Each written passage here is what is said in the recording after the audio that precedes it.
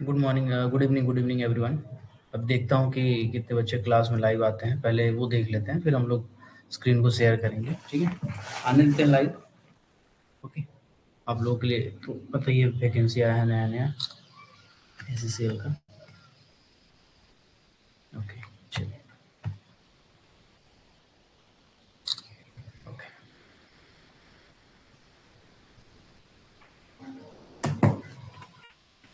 ठीक है।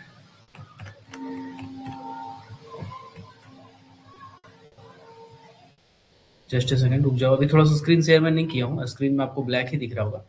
थोड़ा सा रुक जाते हैं। Good evening, good evening, good evening, good evening. Just a second, मैं स्क्रीन शेयर कर रहा हूँ। एक सेकंड रुक जाओ, एक मिनट रुक जाओ, मैं स्क्रीन शेयर करता हूँ। Just a second.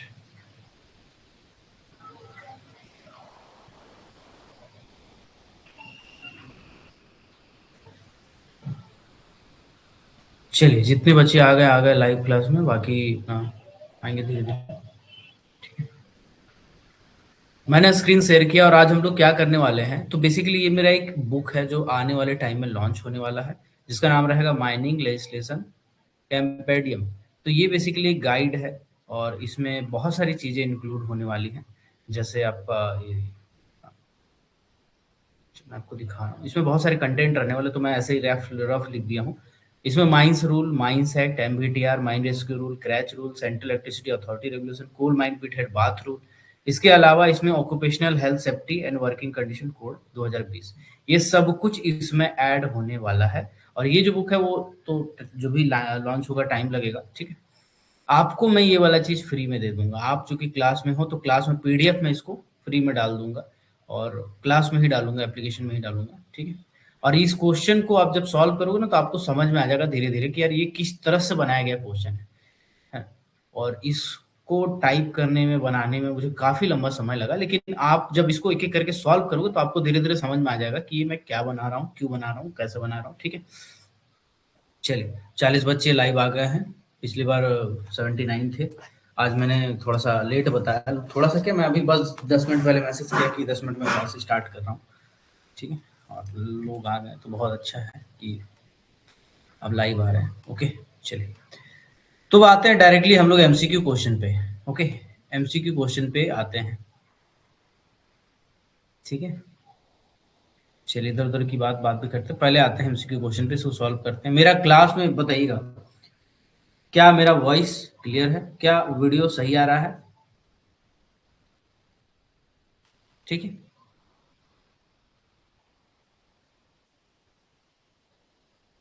Babu, legislation का क्लास कहाँ होगा? देखिए, मैं आपको बता रहा हूँ, लेजिस्लेशन का रिकॉर्डेड लेक्चर डाला हुआ है।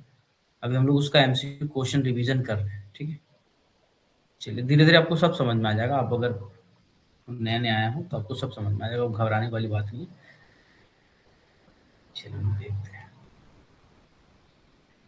सबसे पहला सवाल, आपके पास ऑप्शन दिए जाएँगे। स्क्रीन में ऐसे क्वेश्चन रहेगा। अच्छा, just a second, just a second, just a second, just a second. ये दिक्कत है इसमें, थोड़ा-सा दिक्कत है, इसको मैंने सुधारा नहीं, अभी मैं सुधार देता हूँ। जस्ट अ सेकंड, इसको मैं छेड़-छाड़ करूँगा तो बड़ा प्रॉब्लम हो जाएगा। रुक जा, रुक जा, रुक जा, रुक जा। एक प्रॉब्लम हो गया है, चूँकि मैंने इस किताब को डायरेक्ट खोल दिया है, तो इसमें आंसर की मैंने नीचे ही लिखा हुआ। तो प्रॉब्लम ये है कि इसमें आंसर की मैंने नीचे ही लिखा हुआ है। कोई बात नहीं, 2 मिनट का काम है। Just a second.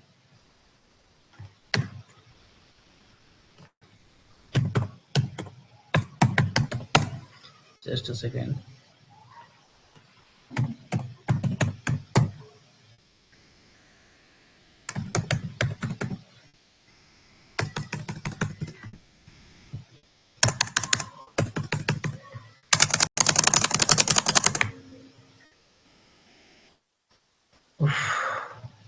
ये थोड़ा दिक्कत हो गया यार।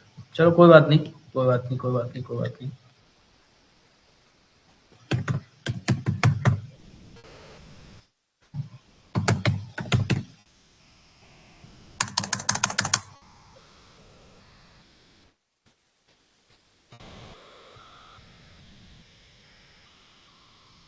ठीक है, आपके सामने स्क्रीन में आएगा क्वेश्चन, आपको उसको करना है सॉल्व फटाफट। आपके पास टाइम ही रहेंगे कम। अरे यार, ये वाला भी तो हटाना था, इसको मैनुअली हटाना पड़ेगा मेरे को, कोई बात नहीं। ठीक, किताब में तो खैर लिखा हुआ रहेगा, अभी मैं मेरे को प्रैक्टिस कराना था इसलिए मेरे को हटाना ही पड़ता। कोई बात नहीं, 10-10 क्वेश्चन करके हटा लेंगे। अच्छा, मेरा पहला सवाल है आपसे। पहला सवाल ये है कि भाई आप में से कौन-कौन है जिसका आज पहला क्लास है जो एससीसीएल का वैकेंसी देख के आए हैं? पहले वो बताइएगा मुझे।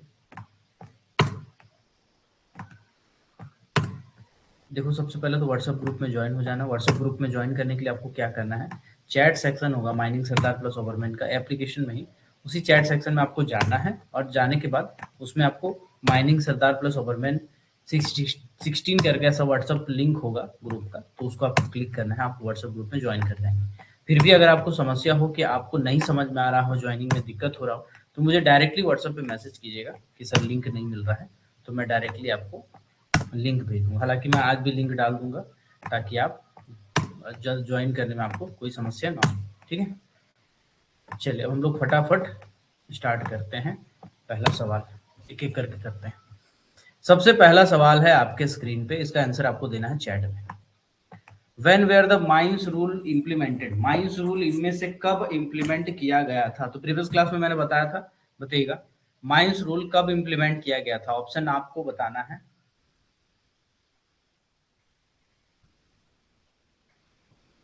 बी बता रहे हैं, 55 लोग आ गए हैं, बहुत अच्छा, बहुत अच्छा है। बी बता रहे हैं, बी बता रहे हैं, बी बता रहे हैं, बी बता रहे हैं, बी बता रहे हैं। ओके,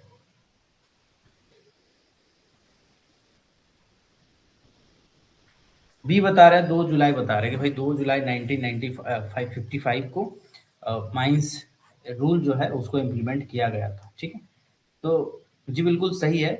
ठीक है, 2 जुलाई 1955 को माइंस रूल जो है इम्प्लीमेंट किया गया था। 1 जुलाई 1955 की अगर मैं बात करूं तो इस दिन माइंस एक्ट जो है उसको इम्प्लीमेंट किया गया था। ओके, अगर मैं 1 जनवरी 1955 की बात करूं, नहीं इसमें तो कुछ नहीं, 1 जनवरी 1955 में कुछ नियम नहीं बना था और 1 अप्रैल वाला भी कोई नियम नहीं था। ठीक, ओके। अगर इसी तरह से अगर मैं बोलता हूँ एम, हो गया ना, चलिए आगे बढ़ता हूँ। माइंस रूल बेसिकली 2 जुलाई 1955 को इम्प्लीमेंट किया गया था। ओके, 2-3 का डेट आपको याद करा ही देता हूँ। अगर आपसे माइंस एक्ट का पूछे, अगर आपसे माइंस एक्ट का पूछे तो 1 जुलाई 1952। अगर आपको रूल का पूछे, माइंस रूल का पूछे तो आपको 2 जुलाई 1955 लिखना है। अगर आपको सीएमआर का पूछे, सीएमआर का पूछे तो 27 नवंबर 2017 लिखना है। ठीक है ना? ये आपको याद रखना पड़ेगा। अगर एमएमआर का पूछे, मेटेलिफेरस माइंस रेगुलेशन का पूछे तो 11 मार्च 1961 याद रखना है। ठीक है, तो ये कुछ डेट्स हैं जो आपको याद रखना। बाकी में डेट्स आपके लिए जरूरी नहीं है। जैसे अगर मैं बोलूँ एमवीटीआर, माइंड वोकेशनल ट्रेनिंग रूल, तो माइंड वोकेशनल ट्रेनिंग रूल जारी करने का कोई पर्टिकुलर डेट नहीं था।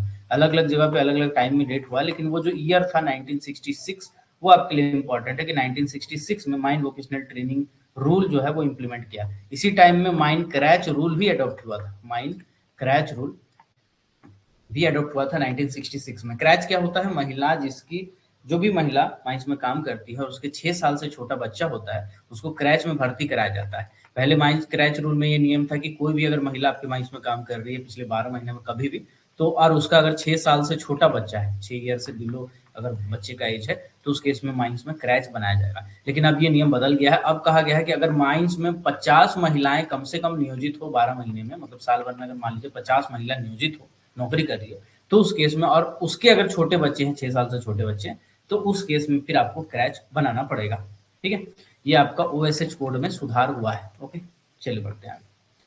अगला क्वेश्चन है आपके सामने, how many chapters rules and schedule of the mines rule 1955 consist of? Mines rule 1955 में बेसिकली 55 माइंस एक्ट और रूल दोनों मिक्स करके आपका शेड्यूल के बारे में बात किया गया है। ठीक है, टोटल 6 जो भी है शेड्यूल है कुछ, और बताइएगा इसका आंसर।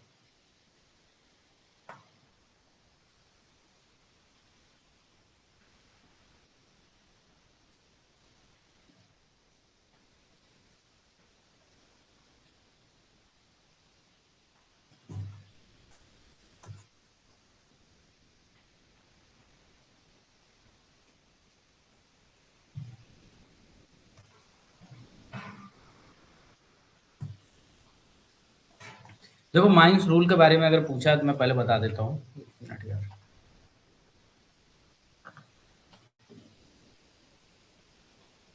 ठीक है, अगर माइंस रूल के बारे में पूछा तो मैं आपको पहले ही इन्फॉर्म कर देता हूँ, बता देता हूँ कि माइंस रूल में अगर मैं बात करूँ माइंस रूल में, तो माइंस रूल में टोटल चैप्टर है 12, टोटल शेड्यूल की संख्या है 5, और ये जो 5 शेड्यूल है चाहे एक्ट हो चाहे रूल हो दोनों में कॉमन है, क्योंकि रूल में इसका जिक्र है और एक्ट में ये दिया हुआ है, तो हम लोग दोनों का मान लेते हैं कि शेड्यूल दोनों का कॉमन है, यानी कि 5 शेड्यूल टोटल इसके अंदर में आते हैं। और अगर मैं बात करूं कि टोटल कितने रूल्स हैं इसके अंदर में, टोटल इसके अंदर में कितने रूल्स है, तो टोटल 84 रूल्स है, 84 रूल इसके अंदर में 1955 माइंस रूल के अंदर में। अगर मैं यही बोलता कि भाई एक्ट के बारे में बताइए कुछ, है ना, अगर मैं पूछता कि भाई एक्ट के बारे में आपको बताना है कि टोटल आपका एक्ट कितना है, तो टोटल एक्ट है 88, ठीक है, कितने एक्ट है टोटल, टोटल एक्ट है आपके 88, मतलब 88 एक्ट है ना। हाँ, टोटल एक्ट है 88, मतलब 88 सेक्शन है टोटल एक्ट की। अगर मैं बात करूं माइंस एक्ट में तो उसमें टोटल 88 सेक्शन है। अगर चैप्टर की बात करूं तो टोटल 10 चैप्टर। अगर मैं शेड्यूल की बात करूं तो टोटल शेड्यूल की संख्या 5 है, ठीक है, इसका है। अब टोटल 5 जो शेड्यूल है वो पांचों शेड्यूल में क्या क्या दिया हुआ है ना, एक बार हम लोग शॉर्ट में अगर देख लेंगे तो हमारा रिवीजन बहुत सही हो जाएगा, ठीक है। तो पांचों शेड्यूल का हम थोड़ा सा देख लेते हैं, जानकारी हल्का से ले लेते हैं, ठीक है।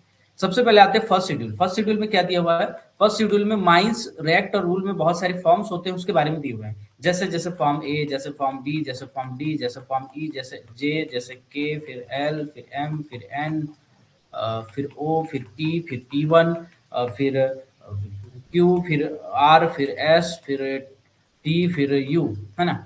टोटल होने चाहिए आपके 17, 1 2 3 4 5 6 7 8 9 10 11 12 13 14 15 16 17, टोटल फॉर्म से 17, यानी कि अगर मैं माइंस एक्ट और रूल की बात करूं तो इसमें टोटल 17 फॉर्म्स के बारे में दिया हुआ है। यही अगर सीएमआर की बात करते तो सीएमआर 2017 नाम में 17 है लेकिन इसमें फॉर्म कितने हैं, 16 है, ठीक है। लेकिन अगर मैं इसकी बात करूं माइंस एक्ट की, माइंस रूल की बात करूं तो इसमें फर्स्ट शेड्यूल में फॉर्म्स के बारे में दिया हुआ है, जो फॉर्म्स कौन कौन से फॉर्म कौन कौन सा काम आता है, उसका फॉर्मेट क्या क्या होता है, उसमें क्या क्या चीजें इंक्लूड होती है, इसके बारे में फॉर्म 1 में बताया गया, शेड्यूल 1 में बताया गया। इसमें टोटल 17 फॉर्म है, ठीक है, ठीक है बाबू।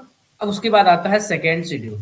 सेकेंड शेड्यूल में क्या बताया गया, सेकेंड शेड्यूल में बताया गया फर्स्ट एड रूम का सामान, फर्स्ट एड रूम का सामान बताया गया, यानी कि जो हम फर्स्ट एड कमरा बनाते हैं आपके सरफेस में, सरफेस में एक तो कमरा होता है जहाँ पे हमको 150 से ज्यादा आदमी रहने पे हमको फर्स्ट एड का एक तो अलग से कमरा बनाना पड़ता है ना, उसमें हमको बहुत सारा सामान साधन रखना पड़ता है, तो फर्स्ट एड रूम का सामान आपका सेकेंड शेड्यूल में बताया गया है। इसके बाद आता है थर्ड शेड्यूल। थर्ड शेड्यूल में फर्स्ट एड स्टेशन का सामान बताएगा, फर्स्ट एड स्टेशन में कौन कौन से सामान का उपयोग किया जाता है, कौन कौन से सामान रखे जाते हैं, जनरली सरफेस में 50 से ज्यादा आदमी जहां पर भी इम्प्लॉयड होता है, काम कर रहा होता है, वो जगह में फर्स्ट एड स्टेशन बनाते हैं।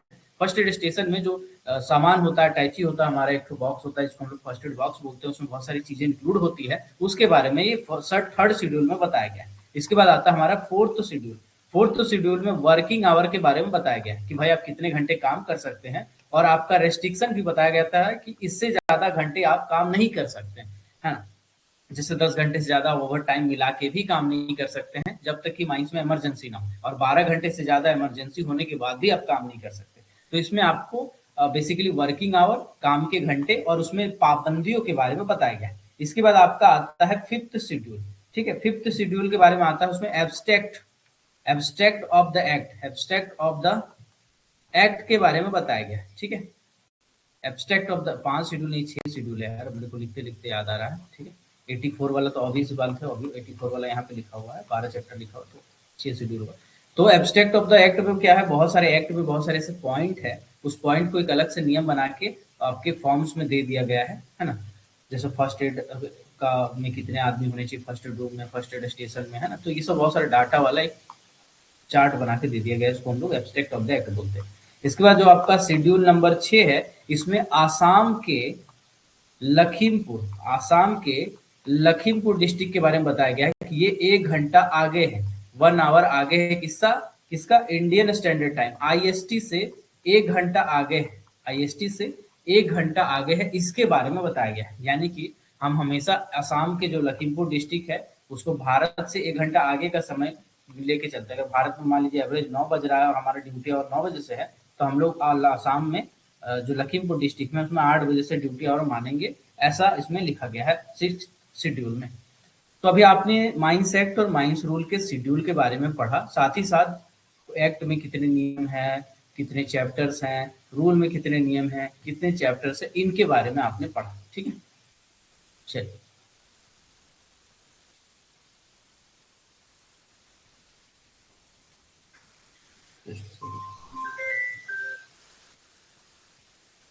अरे यार, इसको अपलोड नहीं किया, मैं कर दूंगा। बहुत ज़्यादा कॉल आ रहा है यार क्लास को लेके। तो क्लास के लिए तो सिंपल है, अगर आपके दोस्त है तो सीधा सीधे बोलिए ऐप इंस्टॉल करो, परचेस करो, डायरेक्ट ज्वाइन करो। अब फी आप बोल रहे हैं कि बढ़ गया है, जो नए बच्चे थे खुद आप लोग ज्वाइन किए थे ना, तो उस टाइम फी बहुत कम था बाबू, कम था बहुत ज़्यादा। अभी आप देखेंगे तो फी बढ़ गया है, इसलिए क्योंकि भाई उसमें बहुत सारे टीचर जुड़े हुए हैं ना, तो आप लोग शुरू शुरू में कम रखना पड़ता है, बाद में फिर अभी 1800 के आसपास हुआ है। अभी आने वाले टाइम में और बढ़ेगा फी, और हो सकता है कि मैं क्लोज कर दूँ पूरा पूरी बात। ठीक है, लेना चाहते तो उनके लिए अभी भी मौका है, अभी भी ज़्यादा नहीं बढ़ा है, क्योंकि टीचर इंक्लूड होगा इसमें, आपकी पेमेंट वेमेंट सब है ना उसका। चलो अगला क्वेश्चन पे आते हैं बाबू। अगला क्वेश्चन है नेशनल सेफ्टी कॉन्फ्रेंस कितने समय अंतराल पर होता है। इसके बारे में ना यार मैं ना पूरा डिटेल में एक ना वीडियो बना दूंगा नेशनल सेफ्टी कॉन्फ्रेंस का। ठीक है, उसमें मैं पूरा डिटेल बता दूंगा, ये सब हाईलाइटेड टॉपिक है। ठीक है, इस पे मैं सेपरेट वीडियो बना के बता दूंगा।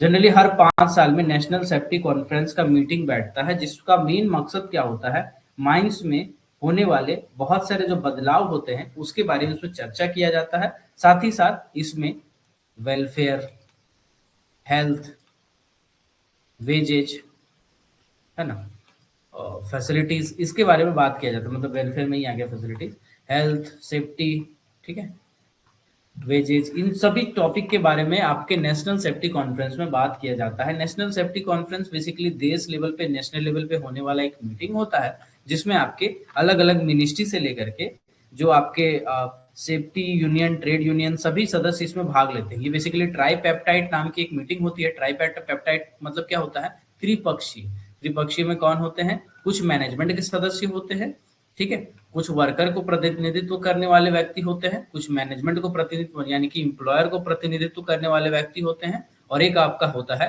Trade union. ठीक है, इनके बीच में समझौता होता है और आपका सेंट्रल गवर्नमेंट इसको मॉनिटर करता है। तो कुल मिलाकर के त्रिपक्षीय मीटिंग होता है, जो कि नेशनल सेफ्टी कॉन्फ्रेंस कहलाता है, और इसको हर 5 साल में ऑर्गेनाइज किया जाता है लगभग, और हर 5 साल में इसमें बहुत सारे टॉपिक पे चर्चा होती है। और ये बेसिकली मेन है इसका। अब अगर नेशनल सेफ्टी कॉन्फ्रेंस में पढ़ाने जाऊंगा ना, तो हो सकता है आधा घंटा का लेक्चर हो, क्योंकि हर सेफ्टी कॉन्फ्रेंस में बहुत सारे पॉइंट इसमें निकल के आते हैं। तो मैं किसी दिन इस पे अच्छा वीडियो बना दूंगा और डाल दूंगा। ठीक है, ओके। चलिए, मेरा अगला सवाल है। अगला सवाल है, अब देखिए मैंने शेड्यूल पढ़ा है, अब शेड्यूल से क्वेश्चन है बाबू। अब शेड्यूल से क्वेश्चन आपको फटाक से आंसर देना है। Which schedule of the mines rules 1955 17 forms are record keeping and reporting. इनमें से कौन सा ऐसा शेड्यूल नंबर है जिसमें माइंस रूल के 17 फॉर्म्स का रिकॉर्ड रखा जाता है, रिकॉर्ड और रिपोर्टिंग के बारे में बताया गया है। आपके सामने ऑप्शंस है, बताइएगा। आपके पास 5 सेकंड का टाइम है।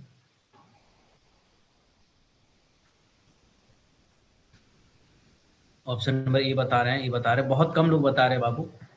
आप लोग अपना हाथ से टाइपिंग कीजिए, ज़्यादा समय नहीं लगेगा, ठीक है, और अलर्ट रहिए, तभी तो आपको मजा आएगा। तो फर्स्ट शेड्यूल, जैसे कि मैंने आपको बताया, फर्स्ट शेड्यूल का सही आंसर हो जाएगा। अगला क्वेश्चन पे आते हैं। अगला क्वेश्चन लिखा हुआ था, six schedule of the mines rule 1955 make a specific provision for the mines due which reason, due to time variation. Time variation के कारण इनमें से एक ऐसा जगह है जहां के लिए अलग से कानून बनाया गया है टाइम वेरिएशन का। जैसे कि मैंने बताया कि 1 घंटा आगे रहेगा भारत से आईएसटी, इंडियन स्टैंडर्ड टाइम से। तो वो इनमें से कौन सा जगह है। आपके पास 5 सेकंड का समय है।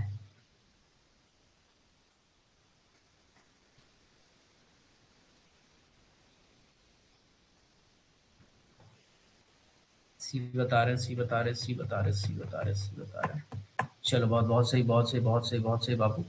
सी आसाम का लखीमपुर डिस्ट्रिक्ट। अगला सवाल आपके सामने, who appoints the manager as per section 17 of the mines act. Section 17 में, माइंस एक्ट के सेक्शन 17 में पूछा गया है कि भाई मैनेजर को इनमें से कौन अपॉइंट करेगा, मैनेजर को इनमें से कौन अपॉइंट करेगा।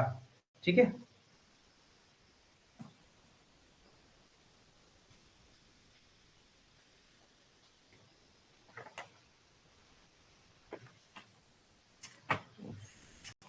चलिए मैं समझ गया हूँ। आइए देखो बाबू, कॉपी या कलम है कुछ तो निकाल लो, क्योंकि ये सब मेरे दिमाग में रहता है, ये सब उड़ जाएगा कभी भी।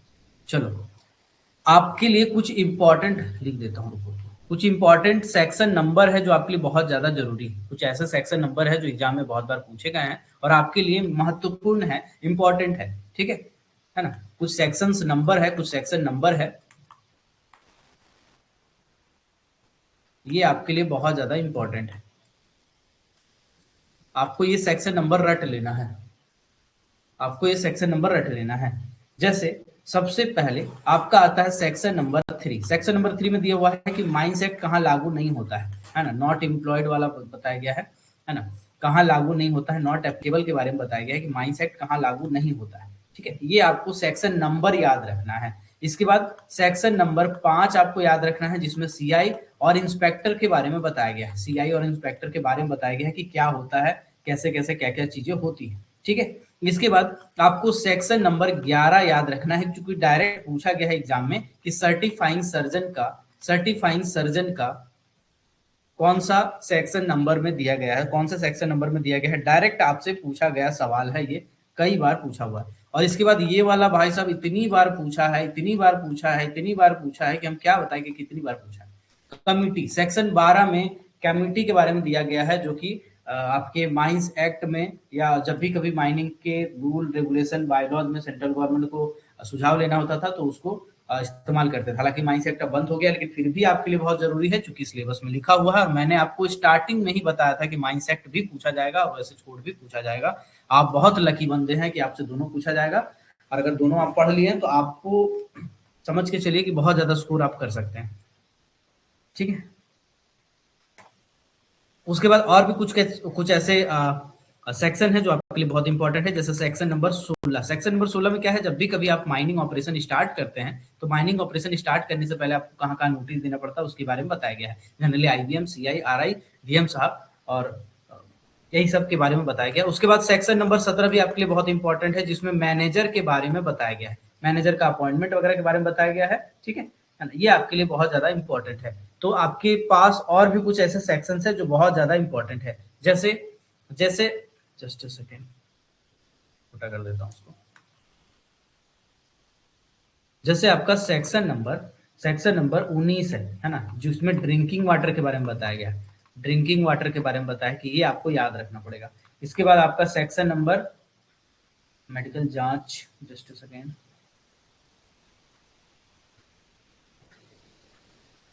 ठीक है, 21 है, जिसमें आपके मेडिकल अप्लायंसेस के बारे में बताया गया। दिस इज उतना इंपॉर्टेंट नहीं है। अब हम लोग डायरेक्टली मोस्ट इंपॉर्टेंट पे चलते हैं, ठीक है। एक्सीडेंट का नोटिस, जब भी कभी एक्सीडेंट होता है तो इसका नोटिस। और इसके बाद आपका सेक्शन नंबर 25 इंपॉर्टेंट है, जिसमें नोटिफाइड डिजीज के बारे में बताया गया है। नोटिफाइड डिजीज के बारे में बताया गया है कि कौन सा नोटिफाइड डिजीज होता है, ठीक है। उसके बाद आपका वर्क वाला इंपॉर्टेंट है, जैसे 27 है, जिसमें वीकली डेज ऑफ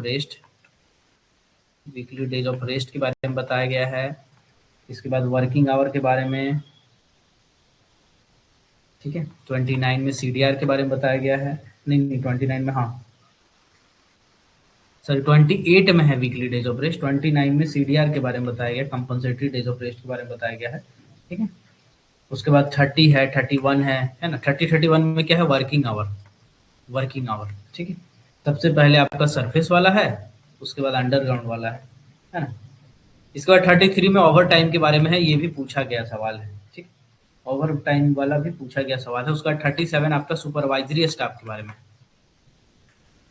अब आप कहोगे सर इतना सारा इंपॉर्टेंट है क्या, तो मैं आपको बताता हूँ, जस्ट सेकंड रुक जाइए, 1 मिनट। देखो बाबू, आपका ये जो सेक्शन नंबर 3 है वो उतना इंपॉर्टेंट नहीं है, ये नहीं पूछा है कभी, ठीक है। सेक्शन नंबर 5 है, इसमें भी बहुत ज्यादा नहीं पूछा है। लेकिन ये वाला क्वेश्चन सेक्शन नंबर 11 ये पूछा हुआ सवाल है, ये आया हुआ सवाल है। और सेक्शन नंबर 12 तो ना पूछिए कि कितना बार आया हुआ सवाल है, इतनी बार अलग अलग क्वेश्चन पेपर में ये पूछा है कि ये तो बहुत ज्यादा इंपॉर्टेंट है। इसके बाद सेक्शन नंबर 16 भी आपके लिए पूछा हुआ है। सेक्शन नंबर 17 भी आपसे पूछा हुआ है, ठीक है। इसके बाद ड्रिंकिंग वाटर के बारे में पूछा है, सफाई के बारे में नहीं पूछा है, एक्सीडेंट के बारे में नहीं पूछा है, वीकली डेज ऑफ रेस्ट के बारे में नहीं पूछा है, सीडीआर के बारे में पूछा है, उसके बाद आपका ओवर टाइम के बारे में पूछा है। ये सब सवाल पूछे हुए सवाल है, ठीक है। तो आप इसको नजरअंदाज नहीं कर सकते। हाँ, नोटिफाइड डिजीज भी एक आध बार पूछा है। तो आपके लिए ये सभी के सभी सेक्शंस इंपॉर्टेंट हो जाते हैं। और इसके साथ एक और सेक्शंस इंपॉर्टेंट हो जाता है आपका, जिसको बोलते हैं सेक्शन नंबर 43, महिलाओं का नियोजन, वोमेन एम्प्लॉयमेंट, ठीक है, वोमेन एम्प्लॉयमेंट, ओके। यहाँ भी 43 है और ओएसएच कोड में भी सेक्शन नंबर 43 में ही आ रहा है ये, है ना। इसमें देखिए ऐसा ही है। इसके बाद ईएल वाला पूछा है एक आध बार, ईएल का सेक्शन नंबर कितना है, तो ईएल है सेक्शन नंबर 52। इसके बाद आपका डायरेक्ट 57 पूछा है। 57, 58 और 60, 61 का ये सब तो आपको पढ़े ही होंगे। ये सब तो आपके लिए रेगुलेशन, रूल बनाने की शक्ति, रेगुलेशन, आपका बायलॉज बनाने की शक्ति, ये सब है। बाकी सेक्शन आपके लिए उतना इंपॉर्टेंट नहीं है। तो मैं ये जो चर्चा कर रहा हूँ, ये जो बता रहा हूँ, इसमें बहुत सारा अलग अलग जो कोल इंडिया के, माइनिंग सरदार के एग्जाम हुए हैं, ओवरमैन के एग्जाम हुए हैं, है ना, या डीजीएमएस के एग्जाम्स हुए हैं, इसमें ये सब सेक्शन नंबर आपके लिए बहुत इंपॉर्टेंट है क्योंकि कई बार ये सब पूछा है, ठीक है। अब आते हैं हम लोग डायरेक्टली क्वेश्चन पे।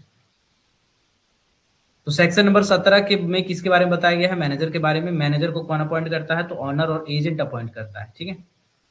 अगला क्वेश्चन, पिट सेफ्टी कमेटी में टोटल कितने मेंबर होते हैं। पिट सेफ्टी कमेटी में टोटल कितने मेंबर होते हैं, इसमें थोड़ा सा मिस्टेक है बाबू। पिट सेफ्टी कमेटी में टोटल कितने मेंबर होते हैं। एक्सपेक्ट मैनेजर इसमें क्यों देना था ना।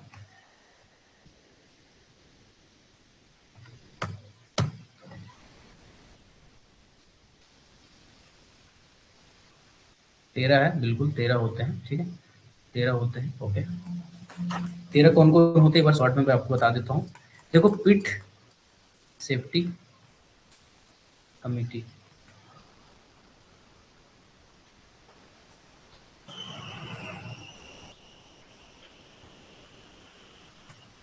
पिट सेफ्टी कमेटी में टोटल कितने मेंबर होते हैं, 13 मेंबर होते हैं, ठीक है, 13 मेंबर होते हैं।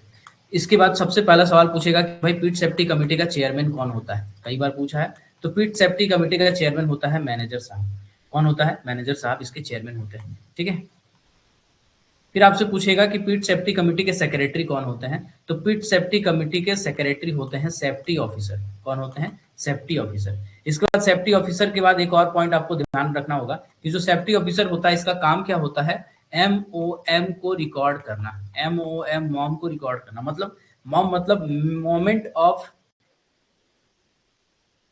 मोमेंट ऑफ मीटिंग, मतलब मीटिंग के एक एक क्षण में क्या क्या हुआ है, किस यूनियन ने क्या कहा, किसका क्या पक्ष था, उस पर क्या डिसीजन लिया गया, ये सब कुछ उसमें लिखा रहता है। और साथ ही साथ उसमें सब्जेक्ट भी रहता है, कितना देर कौन से टॉपिक पे चर्चा किया जाएगा। इसको रिकॉर्ड करने का काम सेक्रेटरी का, यानी कि सेफ्टी ऑफिसर का होता है। इसके बाद 5 ऐसे मेंबर होते हैं जिनको वर्कर का रिप्रेजेंट करने के लिए रखा जाता है। वर्कर को रिप्रेजेंट करने के लिए 5 मेंबर रखे जाते हैं, ठीक है।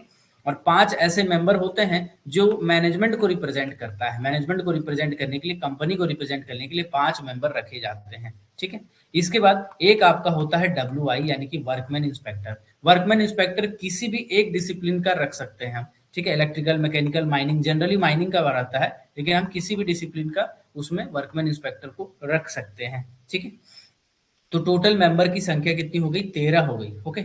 इसके बाद आप एक और सवाल पूछा जाता है कार्यकाल की, सेफ्टी कमेटी में जो मेंबर हैं इनका कार्यकाल कितने समय का होता है। तो ऑब्वियस सी बात है, मैनेजर है या सेफ्टी ऑफिसर है ना, तो इनका कार्यकाल तो फिक्स नहीं है। ये जब तक मैनेजर रहेंगे या जब तक सेफ्टी ऑफिसर रहेंगे तब तक रहेंगे। लेकिन बाकी लोगों का अगर कार्यकाल की बात करें तो 2 साल का होता है, WI को छोड़ के, है ना। ये जो 5 मेंबर वाले हैं, इनका कार्यकाल 2 साल का होता है। फिर हमसे पूछा जाएगा कि भाई WI का कार्यकाल कितने समय का होता है। हमसे पूछा जाएगा WI यानी वर्कमैन इंस्पेक्टर का कार्यकाल कितने समय का होता है। तो वर्कमैन इंस्पेक्टर का कार्यकाल 3 साल का होता है। 3 साल के लिए वो वर्कमैन इंस्पेक्टर रह सकता है। वर्कमैन इंस्पेक्टर के लिए एक्सपीरियंस कितना चाहिए, तो वर्कमैन इंस्पेक्टर के लिए सबसे पहले तो क्वालिफिकेशन क्या चाहिए, तो वर्कमैन इंस्पेक्टर के लिए ओवरमैन सर्टिफिकेट होना चाहिए अगर वो माइनिंग कैटेगरी का है। तो अगर माइनिंग कैटेगरी का है तो उसके पास ओवरमैन सर्टिफिकेट कम से कम होना चाहिए। अगर वो इलेक्ट्रिकल का होता, अगर वो मैकेनिकल का होता, तो उसके पास क्या होना चाहिए, तो इलेक्ट्रिकल और मैकेनिकल का सुपरवाइजरी लाइसेंस उसके पास होना चाहिए। इलेक्ट्रिकल सुपरवाइजर का लाइसेंस,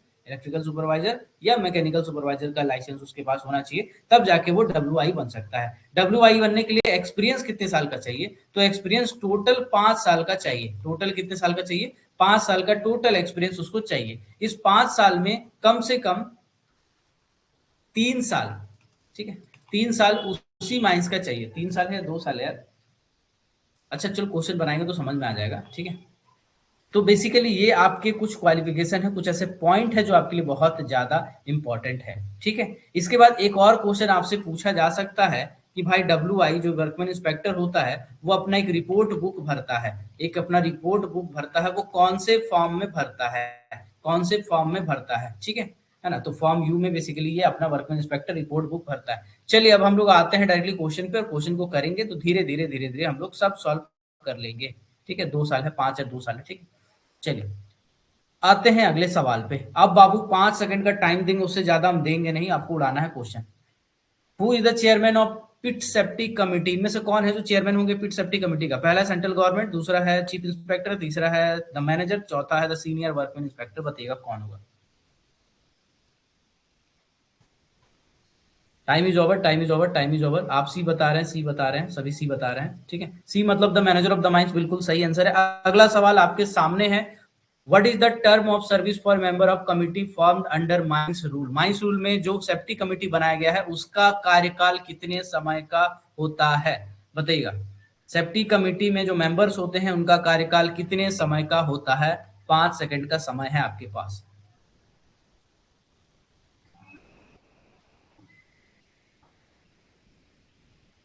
क्या बता रहे हैं, बताते हैं। 2 साल बता रहे, 2 साल बता रहे, 2 साल बता रहे, 2 साल बता रहे, 2 साल बता रहे। एकदम चैट खोल के बैठिए और जैसे क्वेश्चन बोलो फटाक से आंसर टाइप कीजिए, ठीक है। 5 सेकंड से ज्यादा नहीं मिलने वाला। बिल्कुल सही। पिट सेफ्टी कमेटी में जो मेंबर होते हैं उसका कार्यकाल 2 साल का होता है। WI जो होते हैं उनका कार्यकाल 3 साल का होता है। और WI में एक और खास बात यह है कि WI का कार्यकाल शुरू में तो 3 साल का रहेगा, लेकिन बाद में इसका कार्यकाल को हम एक्सटेंड भी कर सकते हैं, यानी बढ़ा भी सकते हैं। एक बार और बना सकते हैं, मतलब एक बार और 3 साल हम बढ़ा सकते हैं। अगर आपसे पूछेगा कि टोटल एक्सटेंडेबल पीरियड मिला के कितना साल का होगा, तो 6 साल का टोटल एक्सपेंडेबल पीरियड मिला के हो जाएगा। लेकिन एक बार अगर पूछेगा फ्रेशर, नॉर्मल पूछेगा टर्म ऑफ सर्विस, ठीक है, खाली टर्म ऑफ सर्विस पूछ रहा है तो 3 साल। अगर आपसे पूछेगा मैक्सिमम टाइम, अगर पूछेगा मैक्सिमम टर्म ऑफ सर्विस, तो आपको 6 साल टिक मारना है। ध्यान दीजिएगा, मैक्सिमम अगर जोड़ देगा तो आपको 6 साल टिक मारना है। अगला क्वेश्चन पे आते हैं फटाक से। 5 सेकंड का टाइम है, क्वेश्चन आपके सामने है। पहला सवाल ये है, what is the required notice period for committee member before travelling abroad to avoid resignation by default? ठीक है, जो यहाँ पे कमिटी के बारे में बोल दिया गया है, कमिटी के बारे में बोला गया है, ये स्पीड सेफ्टी कमिटी वाला नहीं है। चलिए बताइएगा।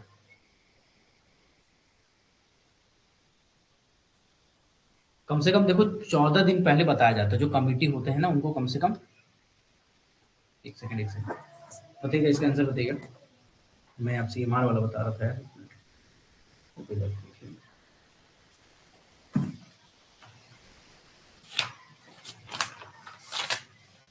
पता है, वैसे कोड पढ़ गया ना, थोड़ा दिमाग कंफ्यूज हो जाता है यार। वो डाटा दिमाग में बैठ जाता है, ये डाटा उतर के भाग जाता है, तो दिक्कत होने लगता है।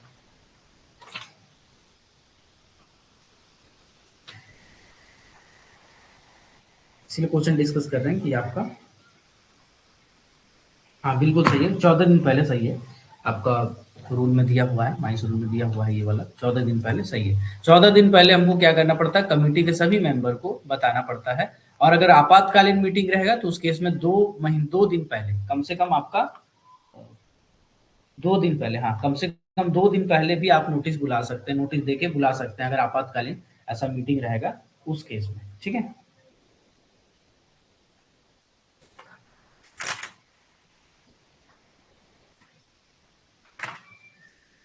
चलिए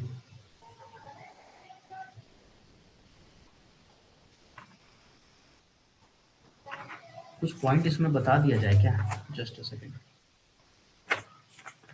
जस्ट अ सेकंड। देखो बाबू, एक बार रुक जाओ, थोड़ा सा समय रुक जाओ। अगर आपसे कभी पूछेगा कि बताओ जो कमिटी होता है सेक्शन 12 के अंदर, उसमें टोटल कितने मेंबर होते हैं? कमिटी जो सेक्शन 12 के अंदर होता है उसमें कितने मेंबर होते हैं? तो आप बताइए, फटाक से आंसर बताइएगा। सेक्शन 12 के अंदर जो कमिटी बनाया जाता है माइंस एक्ट में, उसमें टोटल कितने मेंबर होते हैं? इसका आंसर दीजिएगा। 8 मेंबर होते हैं, 8 मेंबर होते हैं, 8 मेंबर होते हैं। बिल्कुल सही, बिल्कुल सही, बिल्कुल सही। चलिए थोड़ा सा इसके बारे में जान लेते हैं फटाफट, ज्यादा टाइम नहीं लेंगे आपका। देखो एक सेकंड यार, क्या हो रहा है पता नहीं। जो कमिटी होता है, कमिटी कमिटी सेक्शन 12 के अंदर, सेक्शन 12 के अंदर जो कमिटी होता है उसमें टोटल मेंबर की बात करें, टोटल मेंबर की बात करें, टोटल मेंबर की संख्या होती है 8। टोटल कितने होते हैं? टोटल मेंबर की बात करें तो 8 होते हैं टोटल मेंबर। कौन कौन से होते हैं? सबसे पहले तो सेंट्रल गवर्नमेंट क्या करेगा,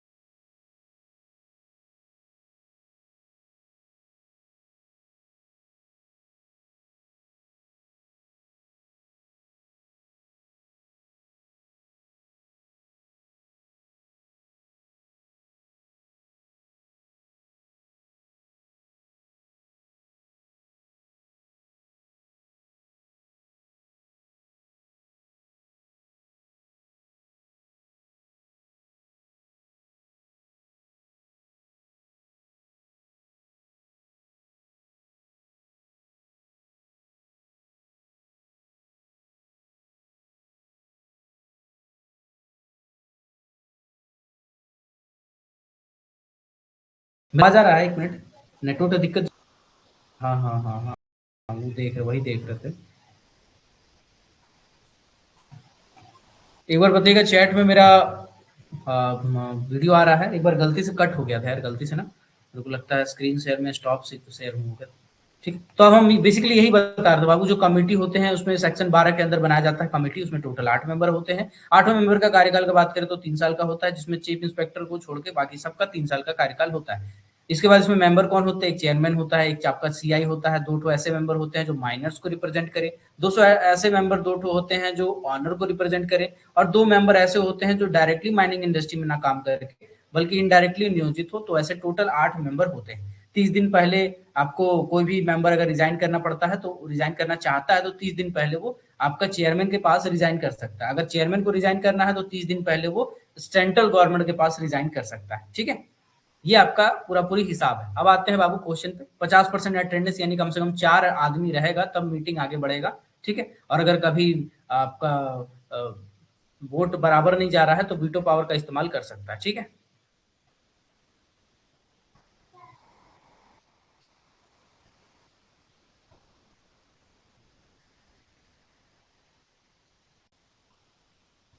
चलिए अब आते हैं बाबू क्वेश्चन पे। फटाफट आपके सामने क्वेश्चन रहेगा, आपको फटाफट आंसर देना है। ये क्वेश्चन हो गया। अगला क्वेश्चन है, what is the minimum number of votes required for passing resolution in committee meeting excluding the chairperson casting vote. कम से कम कितने वोटिंग होने चाहिए तब जाके जो भी मैटर है वो आगे बढ़ेगा, उसको हम लोग माना जाएगा। मतलब 50% वोटिंग होना चाहिए, ठीक है। अगर मान लीजिए कोई सब्जेक्ट रखे हैं, उस सब्जेक्ट में अगर कम से कम 4 वोट पड़ गया तो फिर उस मैटर को आगे बढ़ाया जाएगा। अगला क्वेश्चन है, what is the standard notice period for sending an agenda and meeting notice to committee member. Committee member को जो एजेंडा होता है वो कम से कम कितना दिन पहले भेजते हैं, तो 14 दिन पहले भेजते हैं। एजेंडा के साथ हमको नोटिस भी भेजना पड़ता है। How long after being declared medically unfit by certifying surgeon can a minor not be certified fit by other. बोला गया है कि मान के चलिए कि कोई व्यक्ति को एक सर्टिफाइंग सर्जन अनफिट कर दे। अगर सर्टिफाइंग सर्जन के पास हो गया एज को लेके या कोई मैटर को लेके, और सर्टिफाइंग सर्जन को लगता है कि नहीं इसका वाकई में उतना एज नहीं है, ये बेवकूफ बना रहा है, तो उस केस में उसको वो अनफिट कर सकता है। एक बार उसको अगर अनफिट कर देगा तो बाकी दूसरा कोई भी डॉक्टर का ये पावर नहीं है कि उसको जांच के फिट लिख सके। फिर उसके बाद वो सर्टिफाइंग सर्जन ही बाद में उसका जांच कर सकता है या फिट है या नहीं है। और वो कम से कम कितने टाइम के बाद करता है, तो कम से कम 6 महीना के बाद वो करता है। ठीक है, क्लियर है यहां तक। IME must be included with in what time frame of joining of A time. बोला गया है कि एक व्यक्ति अगर मान लीजिए नया नया नौकरी ज्वाइन करता है तो उसका इनिशियल मेडिकल एग्जामिनेशन लिया जाता है। तो वो इनिशियल मेडिकल एग्जामिनेशन ज्वाइनिंग के कितने समय के अंदर कर लेना जरूरी होता है। बहुत अच्छा क्वेश्चन है बाबू, बहुत अच्छा क्वेश्चन है। बताइएगा इसका आंसर क्या होगा।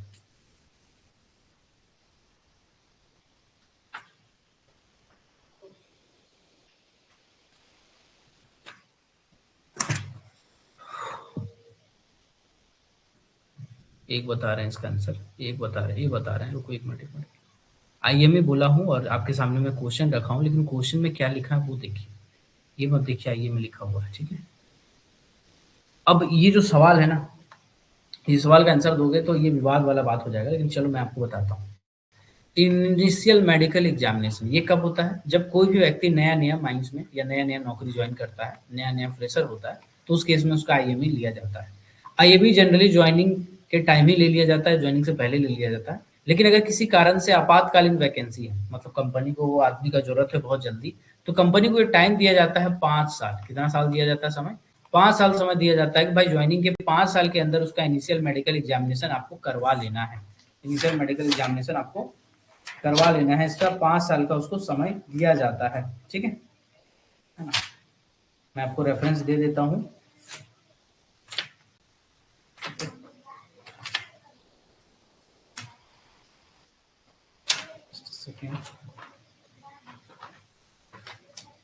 सेक्शन नंबर 20, एक सेकंड मैं बता दूँ।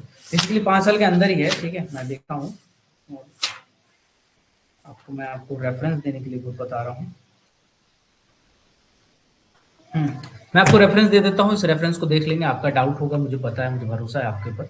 तो 29 रूल नंबर 29 का बी में आपको 29 का बी में ए का पहला पॉइंट पढ़ना है। उसमें लिखा हुआ है, घोषित तारीख के 5 वर्ष के अंदर खान में प्रत्येक व्यक्ति की मूल डॉक्टरी जांच यानी इनिशियल मेडिकल एग्जामिनेशन की व्यवस्था की जाएगी। तो 5 साल आपका होता है कि 5 साल के अंदर नौकरी ज्वाइनिंग के आपको मेडिकल एग्जामिनेशन करवा लेना है। और ऐसा सवाल अगर देगा, जो कि बहुत ज़्यादा चांस है कि ऐसे सवाल देगा जिसमें लोग ज़्यादा गलतियां करें, आपको लगेगा मार के 1 साल की आप तो मजा आ गया, मतलब ऐसा क्वेश्चन पूछा है कि भाई गर्दा उड़ा के आ गया हम, ये तो कॉन्सेप्चुअल था, ये तो कोई भी बुद्धू बता देगा। लेकिन बाबू कौन सा बुद्धू गलती किया आप खुद समझ जाओगे।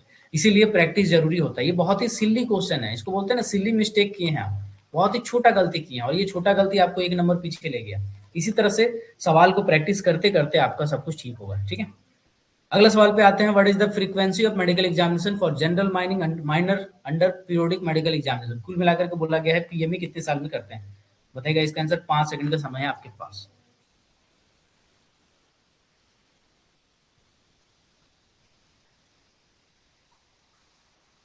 ज्वाइनिंग से पहले बहुत कुछ बताए थे ना, देखो 1 साल ए, देखो कितना सारा ए बताए थे, देखो बताए थे ना। तो ये सब का गलती हो गया बाबू, है ना, ये सब का गलती हो गया है। लेकिन इसको प्रैक्टिस करेंगे हम लोग, ठीक करेंगे, है ना। एग्जाम में जब एग्जाम दे के आते हैं ना तो हमको कॉन्फिडेंस बहुत ज्यादा आ जाता है, ठीक है, इतना कॉन्फिडेंस आ जाता है ना कि जैसे एग्जाम से बाहर निकलते हैं अपना चार्ट और दोस्त को नीचा दिखा देते हैं, अरे ये नहीं बना पाया यार, अरे क्या बना पाया यार, तुम लोग क्या पढ़ते हो बे भाग। लेकिन पता है जब एग्जाम का रिजल्ट आता है ना तो वही दोस्त जिसको आप चिल्ला रहे थे ना क्या बना पाया, वही बोलता है भाई तेरा कितना नंबर आया, अरे तेरा नहीं हुआ, अरे भाई हमको लगा था तेरा हो जाएगा, अरे यार मेरा हो गया भाई, हम चले मेडिकल देने। तो यही होता है, इसलिए सिली मिस्टेक प्रैक्टिस से ही ठीक हो सकता है, इसलिए practice makes a man perfect, जितना प्रैक्टिस करेंगे उतना बेहतर होगा। अगला सवाल पे आते हैं, व्हाट इज द फ्रीक्वेंसी, तो इसका आंसर हो जाएगा every 5 year, the correct answer.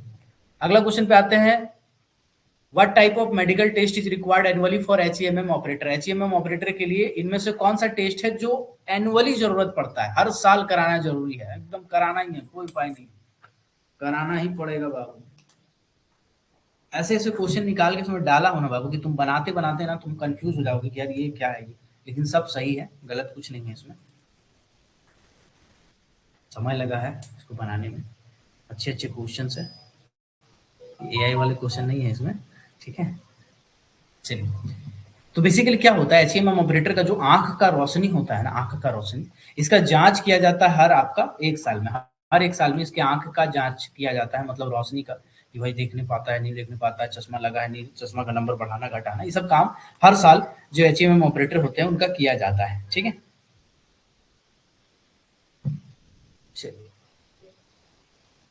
How often do worker above 45 year of age is required for medical test, अगर 45 साल से ऊपर का उम्र है बाबू तो कितना साल में मेडिकल जांच करना जरूरी होता है बताइए।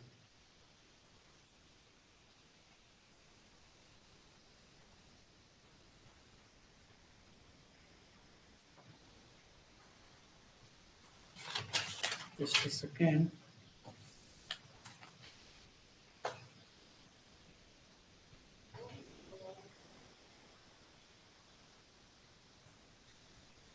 कुछ एक्स्ट्रा पॉइंट है जो मैं आपको बता देता हूँ, हो सकता है आपके काम आ जाए, ठीक है। ये तो आप 3 साल बता दिए होंगे, मुझे उम्मीद है, ये रटा रटाए क्वेश्चन आप बहुत बार पढ़े हैं, 3 साल बता दिए होंगे। कुछ ऐसे पॉइंट है जो मैं आपको बताना चाहता हूँ जो आपके लिए बहुत ज़्यादा जरूरी है ना। ओके चलिए, सबसे पहले अगर आपसे पूछेगा भाई पीएमई कितने साल में करते हैं, तो आपको पता है कि 5 साल में हम पीएमई करते हैं। अगर आपसे पूछेगा कि पीएमई कितने साल में करते हैं, तो अगर आपसे पूछेगा 45 साल से ऊपर का आदमी है तो कितना दिन में पीएमई करते हैं, तो 3 साल में हमको पीएमई करना पड़ता है, पीरियोडिक मेडिकल एग्जामिनेशन हमको 3 साल में लेना पड़ता है ना। इसके बाद मान लीजिए आपसे अगर ये पूछता है कि आपका जो लीड वाले माइंस में काम करते हैं, जो लीड वाले माइंस में काम करते हैं, उस केस में उनका ब्लड टेस्ट कितने दिन में किया जाता है, तो याद रखिएगा जो लीड वाले माइंस में काम करते हैं उनका जो ब्लड टेस्ट होता है, उनका हर साल ब्लड का टेस्टिंग किया जाता है। अगर आपसे पूछेगा जो एचईएमएम ऑपरेटर होते हैं उनका, एचईएमएम ऑपरेटर होते हैं उनका विजन टेस्ट कितने समय में किया जाता है, तो उनका जो विजन टेस्ट होता है वो हर साल किया जाता है एचईएमएम ऑपरेटर का, ठीक है। अगर आपसे ये पूछेगा कि अगर जो स्टेमिंग वाला काम कर रहे हैं, जो स्टेमिंग मटेरियल बना रहे हैं, यानी कि जो बारूद में मिट्टी डाल के उसको ठसाने का काम कर रहे हैं, स्टेमिंग का काम कर रहे हैं, या गोला माटी बना रहे हैं, गोला माटी होता है ना जिसमें बालू और मिट्टी और पानी डाल के मिक्स करते हैं स्टेमिंग मटेरियल बनाने के लिए, ठीक है, या फिर जो उसको हैंडल कर रहा है, इधर उधर लेके आ रहा है जा रहा है, उस केस में उसका हर 6 मंथ में स्टूल टेस्ट होता है, स्टूल टेस्ट होता है ना, स्टूल टेस्ट होता है 6 मंथ में, ओके। और आपका बेसिकली हर साल पर ईयर उसका, पर ईयर क्या होता है, पर ईयर उसका चेस्ट का एक्सरे होता है, चेस्ट का एक्सरे होता है, ठीक है। ये सब कुछ ऐसे पॉइंट है जो थोड़े डिटेल में है, जो अलग अलग सेफ्टी कॉन्फ्रेंसेस में है, नेशनल सेफ्टी कॉन्फ्रेंस उसके बाद निकल के आए हुए पॉइंट है, इसलिए इसको जान लीजिएगा तो आपका कुछ एक्स्ट्रा पॉइंट बढ़ जाएगा, ठीक है। ओके, इसके बाद अगर आपसे पूछेगा कि कोई रेडियो एक्टिव जगह पे काम कर रहा है, अगर कोई रेडियो एक्टिव जैसे यूरेनियम वाले माइंस में काम कर रहा है, तो उस केस में उसका जो ब्लड काउंट होता है, हम लोग बोलते हैं ना ब्लड काउंट घट गया, ब्लड काउंट बढ़ गया, तो उसका जो ब्लड काउंट होता है वो हर साल जांच होता है, हर साल उसका ब्लड काउंट जांच होता है, ठीक है। ये सब कुछ ऐसे इंपॉर्टेंट पॉइंट है जो आपके एग्जाम में जनरली पूछे जाते हैं, ठीक है, आपके एग्जाम में जनरली पूछे जाते हैं, ओके। इसके बाद आपसे अगर पूछेगा कि बताओ ये जो मेडिकल जांच है वो किसका जरूरी नहीं है, तो जो आदमी 6 महीना से कम समय के लिए आपके माइंस में आ रहा है, 6 महीना से कम समय के लिए अगर आपके माइंस में आके ड्यूटी कर रहा है, नौकरी कर रहा है, मतलब कॉन्ट्रेक्चुअल एम्प्लॉय है, बट वो बहुत ही कम टाइम के लिए आ रहा है, 6 महीना से कम टाइम के लिए आ रहा है, तो ये नियम यानी कि मेडिकल जांच कराना उसका जरूरी नहीं होता है, ठीक है। इसके बाद एक आध क्वेश्चन और पूछ सकता है जो मैं आपको दिखा दे रहा हूँ। एक आध क्वेश्चन और पूछेगा, जैसे आपसे पूछ सकता है कि कितना परसेंट व्यक्ति का मेडिकल जांच होता है हर साल। तो जो माइंस होते हैं, माइंस के 20% एम्प्लॉय का हर साल मेडिकल जांच करना जरूरी होता है। हर साल इतना आदमी का कम से कम मेडिकल जांच करना आपका जरूरी हो जाता है। ठीक है, ओके।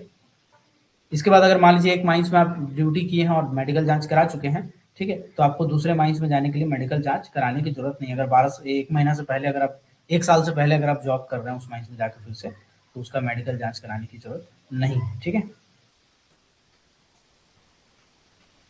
ओके, ठीक है।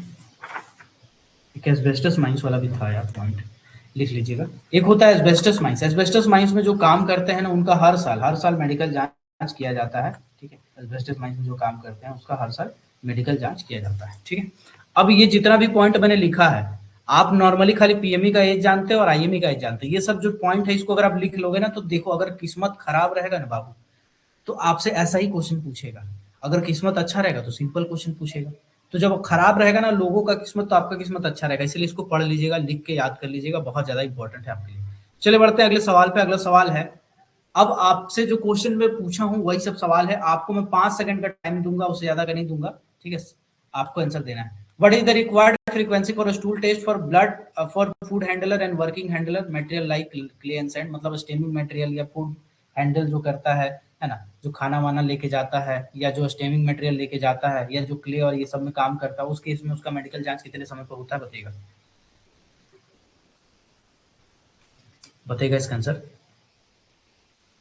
हम आपको दे चुके हैं आंसर, बताइएगा।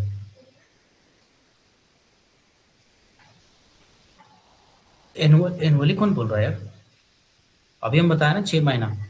ठीक है, 6 महीना, थोड़ा सा देखिएगा। ये हम देखिए, हम बताया था अभी 6 महीना, गोला मोटी हैंडल करने वाला 6 महीना।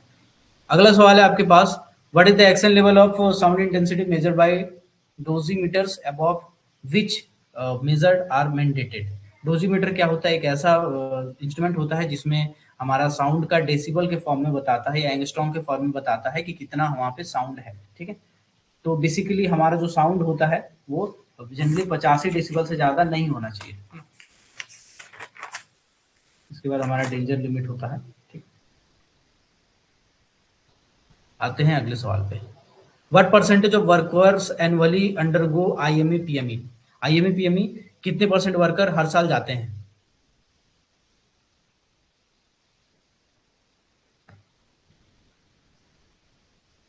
बताइएगा इसका आंसर।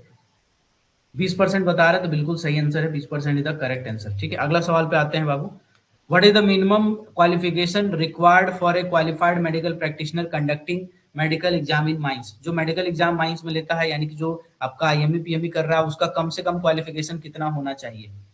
कम से कम क्वालिफिकेशन कितना होना चाहिए? एमबीबीएस होना चाहिए, असिस्टेंट सिविल सर्जन लेवल का होना चाहिए, या उससे ऊपर का होना चाहिए। बीएएमएस का मतलब होता है bachelor of Ayurvedic and medical sciences, और बीएचएमएस का मतलब होता है bachelor of homeopathic and medical sciences. तो होम्योपैथिक वाला डॉक्टर चाहिए कि आयुर्वेदिक वाला चाहिए कि एमबीबीएस वाला चाहिए, कि वो कम से कम असिस्टेंट सिविल सर्जन और हायर लेवल का होना चाहिए? आंसर दीजिएगा इसका।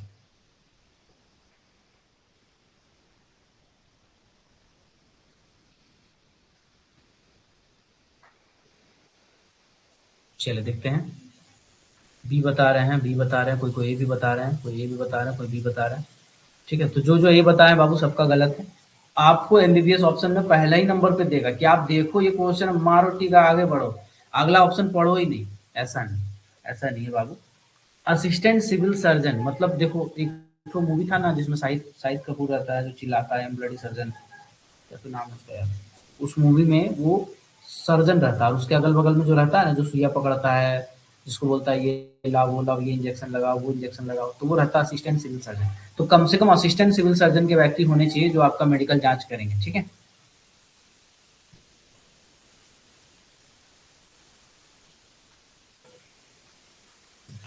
चलिए बाबू यहाँ तक पढ़े हैं आप। अब हम आते हैं कुछ फॉर्म्स। ये फॉर्म्स बता देंगे तो फिर आपका क्लियर होगा।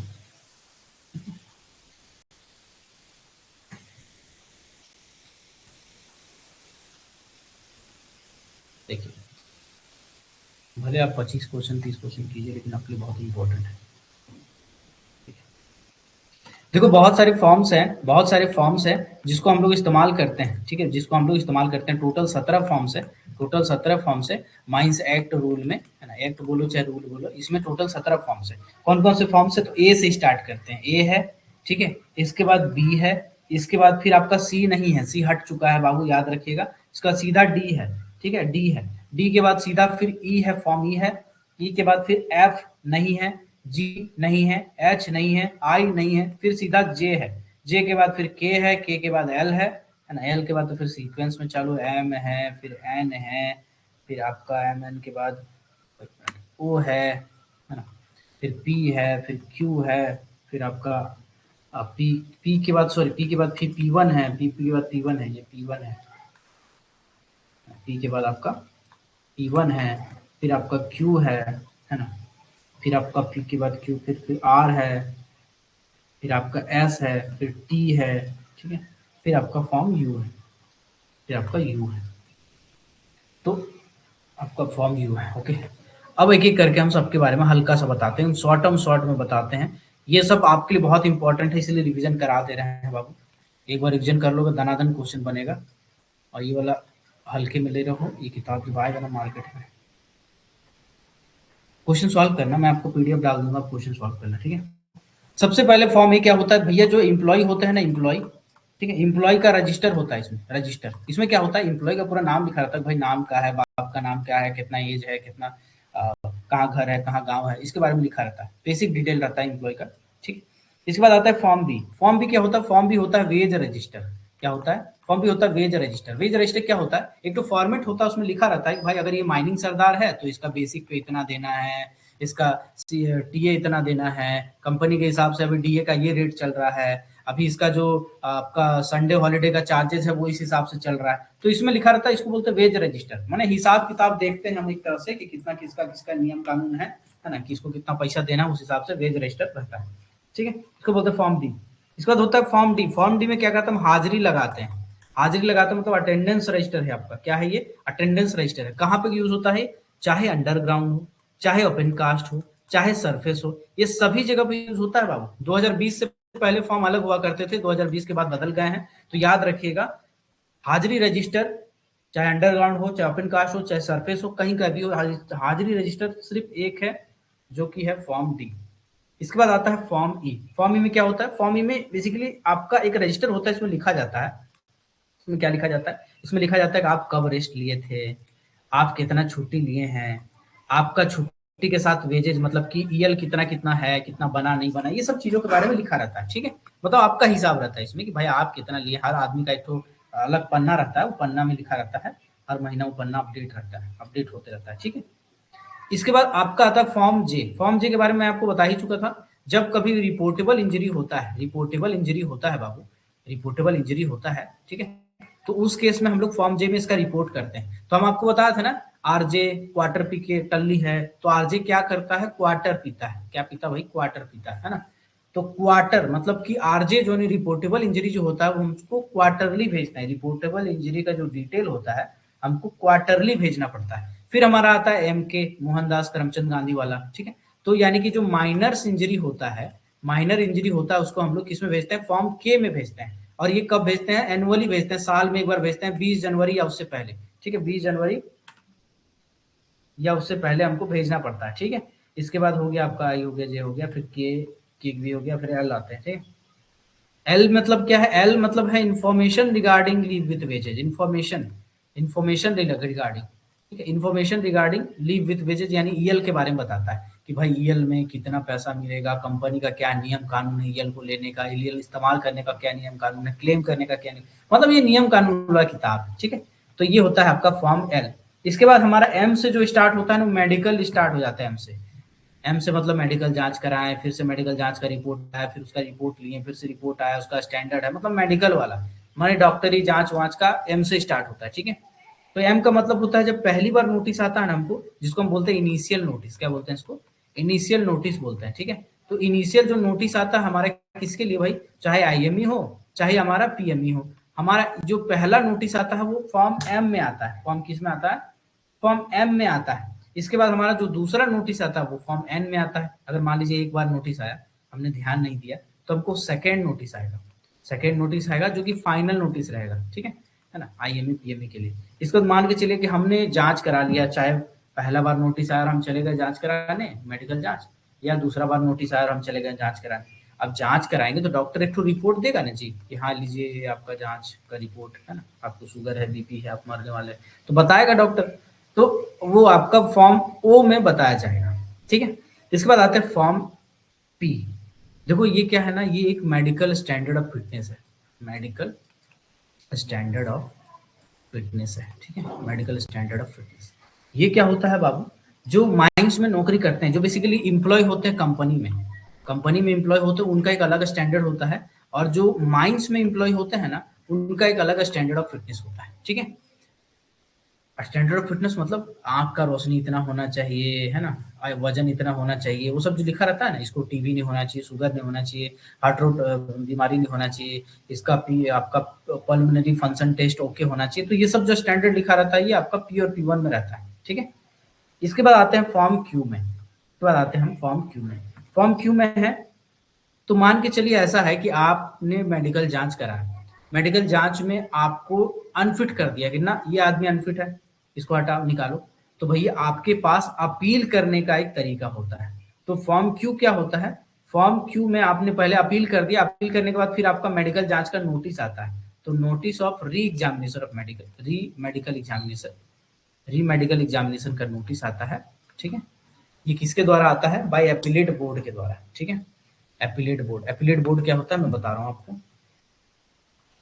एपिलेट बोर्ड, एपिलेट बोर्ड एक ऐसा बोर्ड होता है इसमें 3-4 तो डॉक्टर बैठे रहते हैं, साल में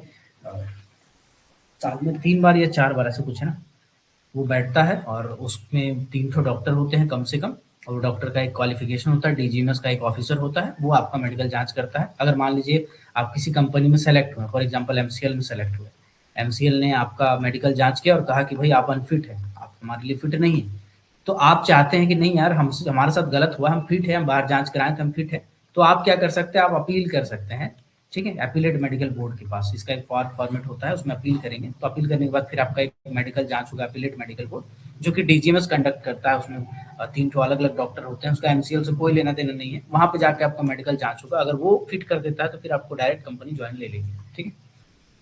इसके बाद मान के चलिए पहला नोटिस आया क्यू वाला में, अपीलेट मेडिकल बोर्ड वाला, और आपने उसको इग्नोर कर दिए, या कुछ ऐसा काम था कि आप ज्वाइन नहीं कर पाए, जांच नहीं करा पाए, तो फिर से आपको वापस से एक नोटिस आएगा, सेकेंड एंड फाइनल नोटिस, ठीक है, second and final notice of medical examination. तो बच्चे जो सोचते हैं ना कि मेरा मेडिकल एग्जाम खत्म हो गया, क्लियर नहीं हुआ, ऐसा हो गया वैसा हो गया, मेरा नौकरी चला गया हाथ से, नहीं बाबू, मौका है आपके पास, अगर आप पढ़े हैं, आपको पता है फॉर्मेट, पता है जांच, पता है।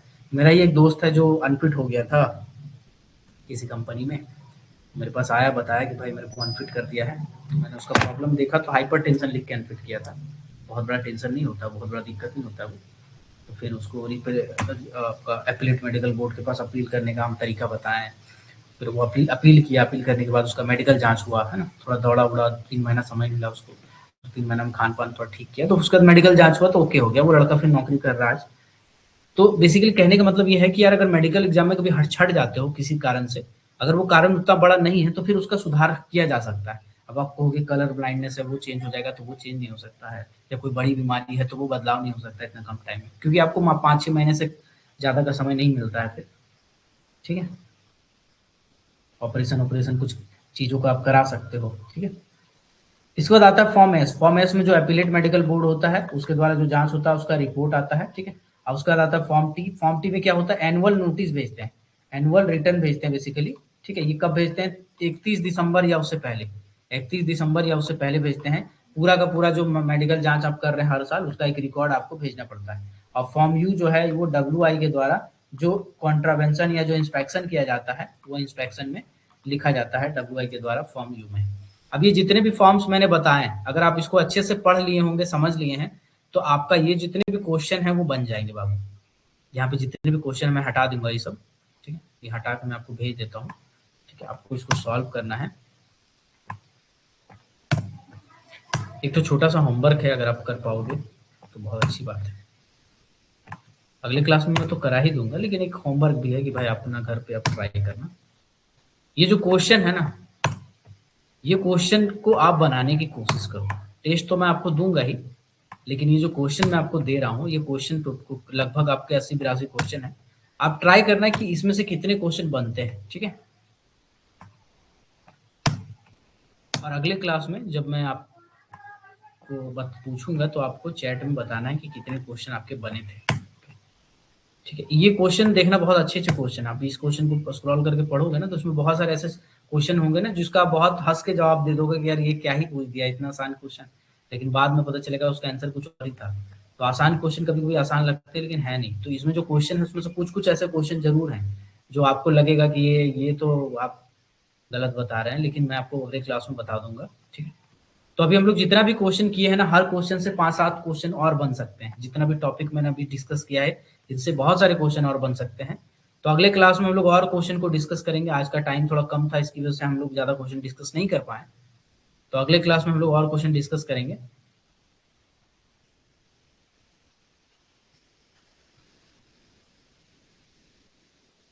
है ना। तो बाबू देखो, ऐसा है कि मैं ये पीडीएफ डालता हूँ अभी आपके चैट में, मतलब ऐप में, ठीक है। ऐप में मैं आपको दिखा देता हूँ, जस्ट अ सेकंड। जो बच्चे नए आए हैं उनके लिए मैं आपको दिखा देता हूँ, ठीक है।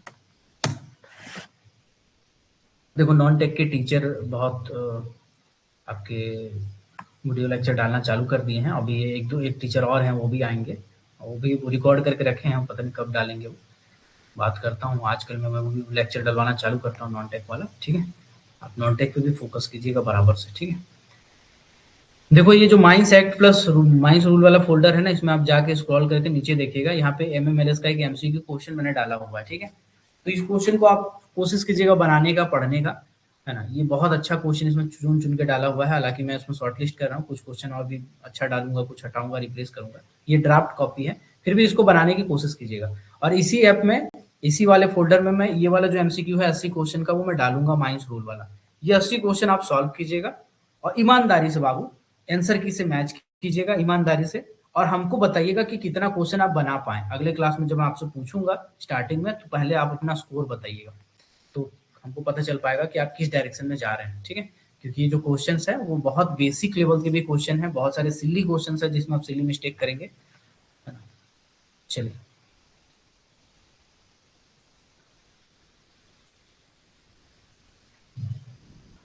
अच्छा कल डिस्कस कर लेंगे संकेत, कर लेंगे डिस्कस कर, ठीक है। चलिए आज इतना ही रखते हैं बाबू, मिलते हैं अगली क्लास में, तब तक के लिए कीप वॉचिंग।